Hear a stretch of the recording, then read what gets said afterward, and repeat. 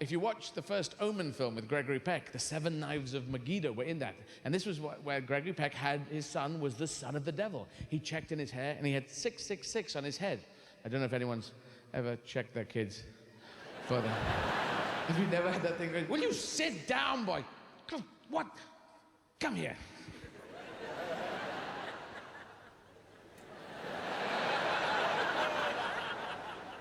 Where's Megiddo? But the devil chose the wrong number. I don't know if anyone's ever worked this out. 111 would have been fine for the devil's number. 222, 333, 444, whatever, because you put it on a kid's head, and whichever way you look at it, it is the same number. You look at a kid front on, he's got 666 on his head. You look at him back to front, and he's got 999 on his head. He could be a future policeman, ambulance worker, fire brigade person. You don't know, it could be 696, couldn't it? If it's in a circle, that could be a pizza help number. Help me, I need a pizza. Gregory Peck gets given the 7 Knives of Megiddo. There's a whole thing. How do I kill the son of the devil? You need the 7 Knives of Megiddo. Omen 1. Omen 2. How do I kill the son of the devil? Wang him with this baseball bat, knee him in the bollocks, shove a fork through his foot. The third one. How do I kill? Just...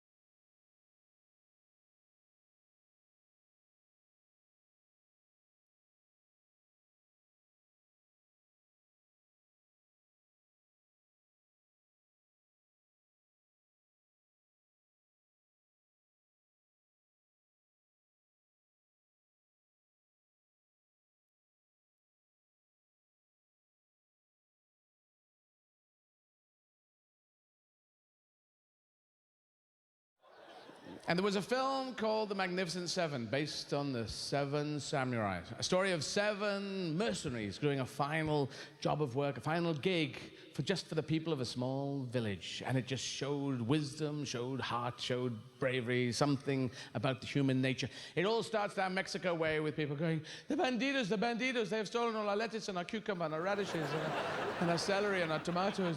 They've stolen all the salad, man. They're the healthiest fucking bandidos in the world. What shall we do? I don't know what to do. We must go and talk to the wise man. He lives on the other side of the chessboard, over at King's Pawn Bishop 9. Wise man, did you hear our story? What shall we do? And the wise man took the pipe from his mouth, knocked it out on the head of a child. Then he refilled his pipe with old Holborn and old Toby and old Kenneth and old Roger and old Steve and a lot of old dead people. Then he got a match as big as a baby's arm, and he lit it on the eyeballs of a passing Samaritan.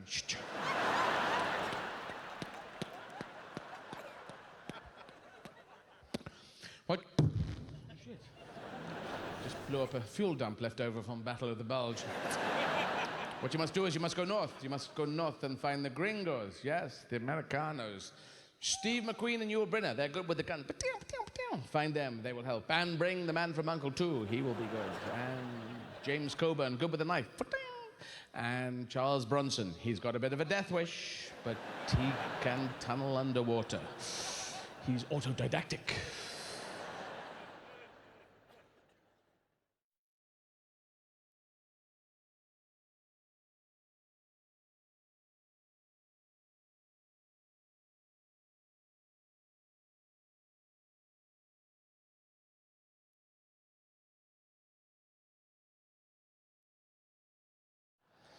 If one person did get to heaven and got a message back, we'd all go to church, wouldn't we? Just one person opened up the clouds and went, it's me, Janine, from number 47 Acacia Avenue, Ipswich. I'm in heaven, it's brilliant. Nice music, they do massage. No, not massage, but massage. If you want massage, you have to go to hell for that. No, don't go to hell now, don't go to hell. They all go to hell because they want a massage. Sorry. Yeah, if praying actually worked, everyone would do it. Steve prayed for 20 hours. He got a Ferrari. Dear God, thou art stunning, thou art amazing. I love what you've done with the place. It's a brilliant thing.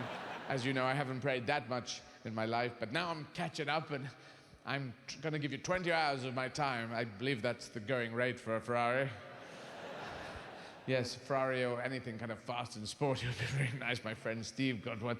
I can't pray all in one go, so can I do it higher purchase, and I'll do it bit by bit and put an extra couple of hours in? Good, good. Okay, thanks, I'll be back. It's true. I prayed for half an hour. I got a steering wheel. It's true. I had to yank it off an Asian British taxi driver.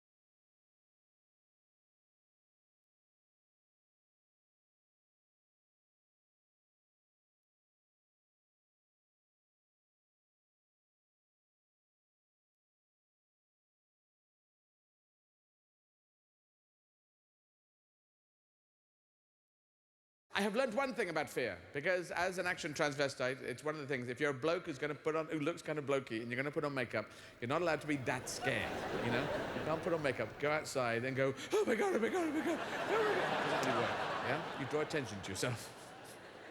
You've got to go out and go, oh, what a beautiful morning. Oh, what a, fuck you, baby. Oh.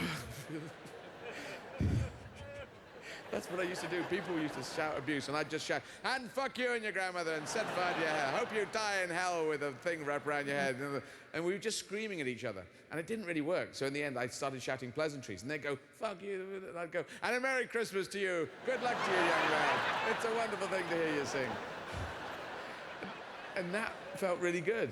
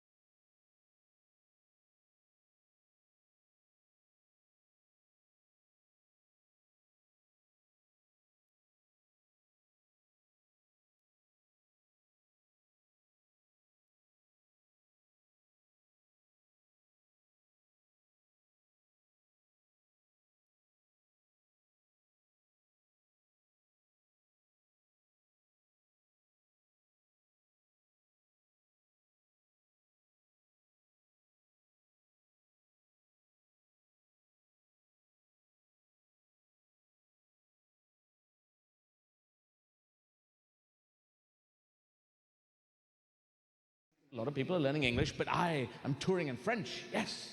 All through France in French. And it's not franglais, it's all French, except for one word of English that I interject from time to time. That is the word fuck. Just to add a little bit of spice, instead of saying absolument, absolutely, I say absa-fucking-lument. Formidable. And magna-fucking-eek. And the French love it. I was 3 months in Paris 2 years ago, and one of the guys in the theater came and said, we find this very funny, and we are doing the same thing ourselves. Absa-fucking-lument, you know. It's peace in our time, entente cordiale. 200 years since the Battle of Waterloo. We can do it with absa-fucking-lument. And what I really like is it would confuse people at my old school who would go, well done, come to the front of class because you are doing gigs in another language, and stop swearing. Now go to the back of the class. Now come to the front of the class and congratulations, and get to the back of the class. Oh, it's too much. Because I do like to swear a bit, yes. And swear words, you know, they've been demonized by demons for some time. You know, people say, oh, you said fuck, that shows a lack of vocabulary. No, it shows an increase of vocabulary to the tune of 1. That's my extra words in my vocabulary. That's what they said at school, isn't it? It took me about 40 years to work out that comeback. And also, the interesting, in a second language, swear words have no power. I was in Holland, right? And I was in the center of Holland. They had a fun fair going on there. and the guy who was operating, it was a merry-go-round, and the guy operating the speed, he was the kind of guy who was on the bumper cars. Remember when you were a kid and you got on the bumper cars and you're going along, after about a minute you hit another kid who's 5 years old and you get stuck and get out of the way. Then the big kid, 19-year-old, would jump on the back of your thing and start driving your car, and you're going, are you God? Yeah, I suppose I am, kid. Right. But then he'd stay on the thing for about two minutes, wouldn't he? And you go, get off! It's my car. Anyway, that guy running the carousel, and there were kids sitting on top of the horse, you know, that's going up and down, and the kids had that look on their face of, what the fuck's going on? This one's dead. I think rigor's begun to set in. Am I right?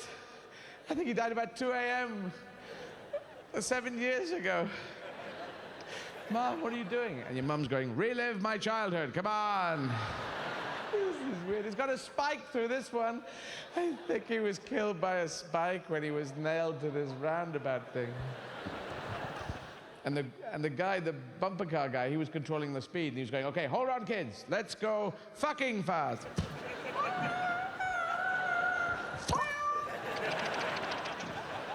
Ooh, I got a nice burst there. Ooh, where's he gone? I was in Denmark, and they had an advert in English.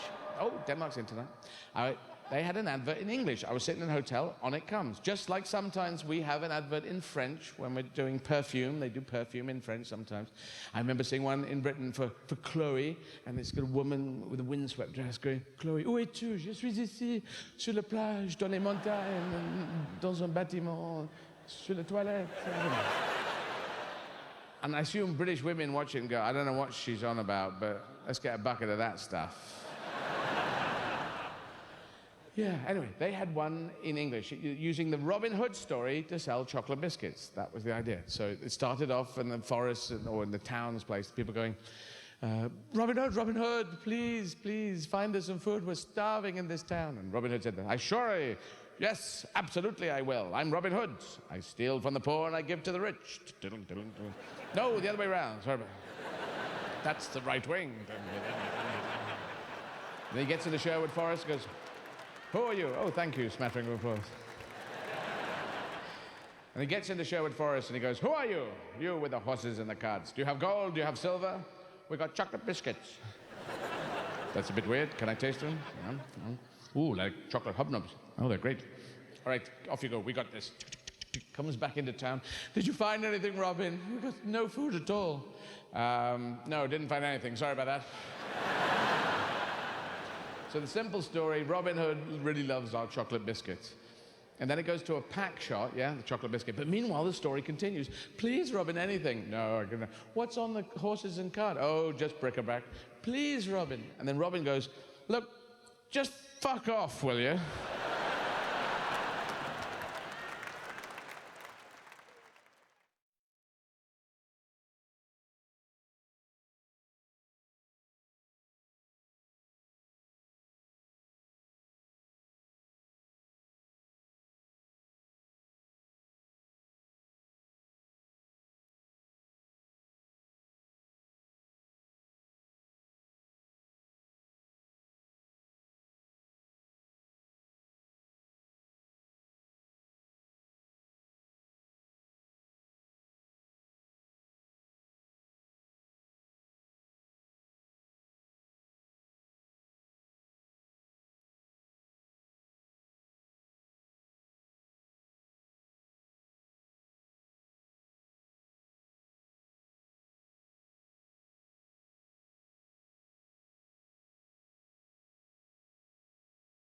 I didn't think we were allowed to win the Tour de France, you know? I thought it was just illegal or something.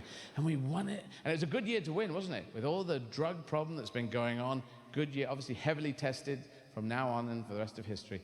And the whole Lance Armstrong thing, I like the old story. He had cancer, came back and won everything by just hard work and taking every drug in the book. God, were they all of them? EPO, BPO, CPC, DND, FBI, CIA. Blood swapping, what is that? You take your blood out of your body, you put it in a fridge, and then the body makes more blood, and then you put your blood back in, the body goes, ooh, where'd you get that? I got it in a fridge. Oh, I love that. You must introduce me sometime. What the fuck? There are vampires going. Why did we not think of this? Why are we sucking the blood out of virgins? We've got to get it out of a fridge. This is crazy. And why are we dressed as magicians all the time? What is that? We should be wearing the latex stuff. Cycling at night with Kit. Yes, in the Knight Rider fashion. But it's not actually, if you think about it, taking drugs isn't the big problem. It's taking drugs when you're not supposed to take drugs. If everyone was allowed to take drugs, I think the world is almost ready, almost hankering for 2 Tour de France's. One that could be the regular, straight as a die, don't take drugs like we want. And the second one could be called the drugged up to the fucking eyeballs Tour de France, where people are tested to make sure they've taken drugs. And if not, they are banned from ever taking part in the drug to the fucking eyeball Tour de France. You, sir, are taking part in the drug to the fucking eyeball Tour de France? How many drugs have you taken? Several, I take. What is that? A bucket of steroids. You just drank a whole bucket of steroids. Whoa. What does that do? Are you ready for today's race? You're not actually saying words, you realize that. Woof, woof, woof, woof. All right, the Runner-Statosaurus, the first ever drug, the fucking eyeball.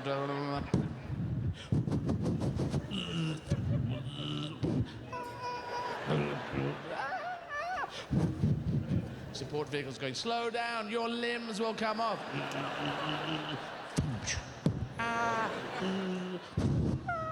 They're into the mountains.